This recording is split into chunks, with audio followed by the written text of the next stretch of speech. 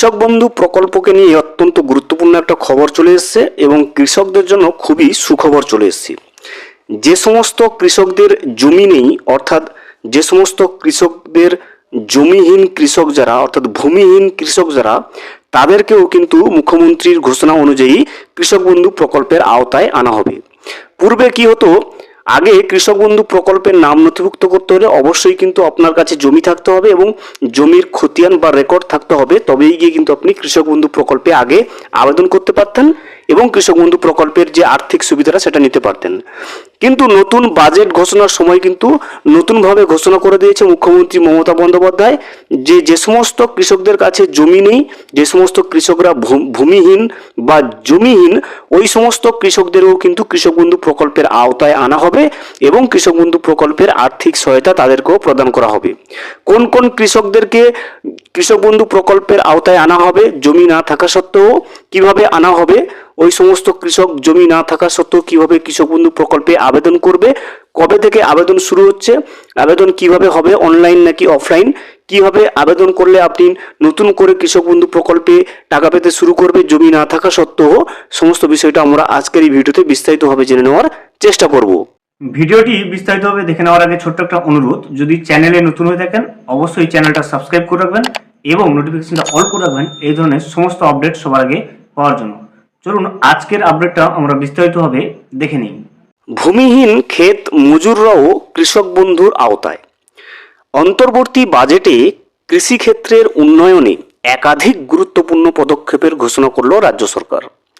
ক্ষুদ্র ও প্রান্তিক চাষিদের পরে এবার ভূমিহীন ক্ষেত মজুরদেরকেও কৃষক বন্ধু প্রকল্পের আওতায় আনার কথা ঘোষণা করলেন অর্থমন্ত্রী চন্দ্রিমা ভট্টাচার্য।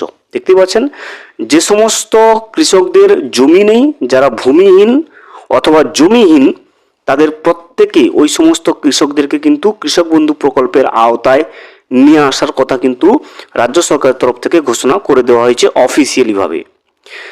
অর্থমন্ত্রী জানান, যাদের নিজস্ব কৃষি জমি নেই বা ভাগ চাষি হিসেবে নথিভুক্ত নন, ওই সমস্ত যোগ্য ক্ষেত মজুরদের বছরে মোট 4,000 টাকা আর্থিক অনুদান দেওয়া হবে।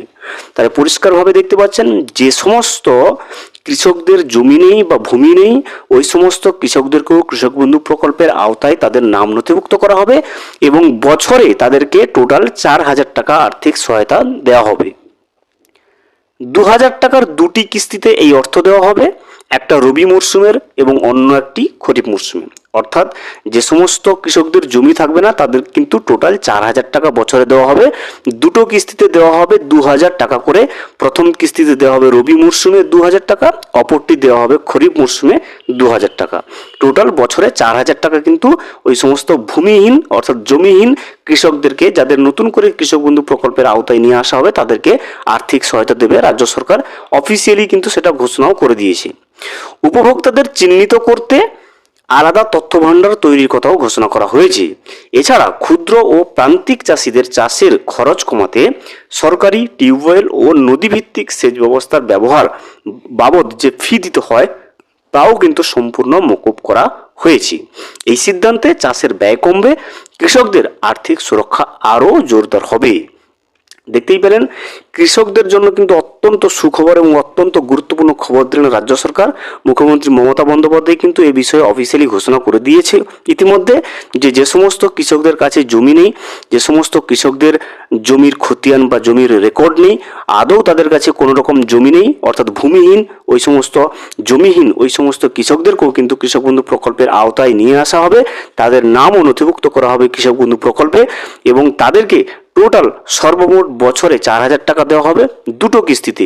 প্রথম কিস্তিতে 2,000 টাকা রবি মরশুমে দেওয়া হবে এবং পরবর্তী কিস্তি যেটা খরিফ মরশুমে, সেই খরিফ মরশুমেও কিন্তু 2,000 টাকা করে সর্বমোট বছরে রাজ্য সরকার তরফ থেকে কিন্তু আর্থিক সহায়তা হিসেবে 4,000 টাকা করে কিন্তু আর্থিক সহায়তা প্রদান করবে ওই সমস্ত কৃষক বন্ধু প্রকল্পের নথিভুক্ত নতুন যে কৃষকরা, যাদের কোনো রকম জমি বা ভূমি নেই, যাদের কোনো রকম জমির রেকর্ড বা খতিয়ান নেই, তাদেরকে ওইভাবে কৃষক বন্ধু প্রকল্পের আওতায় নিয়ে এসে রাজ্য সরকার কিন্তু বছরে সর্বমোট 4,000 টাকা আর্থিক সহায়তা দেবে বলে ইতিমধ্যে রাজ্যের মুখ্যমন্ত্রী মমতা বন্দ্যোপাধ্যায় ঘোষণা করে দিয়েছেন। ভিডিওটি সম্পূর্ণভাবে দেখার জন্য অসংখ্য ধন্যবাদ। এখনও পর্যন্ত যদি চ্যানেলে নতুন হয়ে থাকেন এবং সাবস্ক্রাইব না করে থাকেন, অনুগ্রহ করে চ্যানেলটা সাবস্ক্রাইব করে পাশে থাকবেন।